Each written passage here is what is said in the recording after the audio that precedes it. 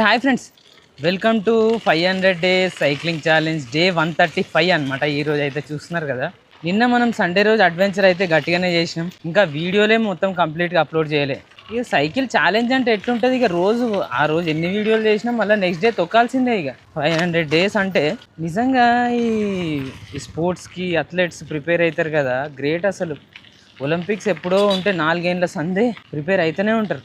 వాళ్ళకైతే hats off అసలు. ఎంత ప్రాక్టీస్ చేస్తూనే ఉంటే ఇక కాంపిటీషన్లో కొంచెం టఫ్ ఇవ్వగలుగుతారు. ఇక గోల్డో సిల్వరో మెడల్స్ వస్తాయి. ఇక మనం ఈ జాబ్ చేసుకుంటే ఇది ఏం చేస్తాం, ఎన్ని మైండ్ సెట్లు ఉండాలి. సైకిల్ దొక్కాలంటే సైకిల్ దొక్కే మైండ్ సెట్లకు రావాలి.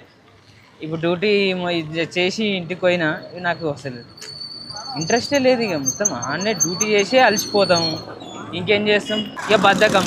అందరి లెక్కనే మనకు కూడా బద్ధకం. ప్యాక్ మౌంట్ పెట్టుకున్నాం బ్రో. మన సైకిల్ కనిపిస్తుందో లేదో నాకు తెలిసి.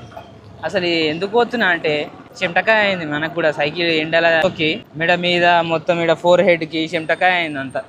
ఈడ అపోలో ఉన్న దగ్గరలో ఆడికి పోయి ఒకటి పౌడర్ తెచ్చుకుందామని బయలుదేరిన. ఇక అట్టనే మన ఛాలెంజ్ కూడా అవుతుంది కదా, ఛాలెంజ్ కూడా అవుతుందని ఇక బయటికి వెళ్ళిన.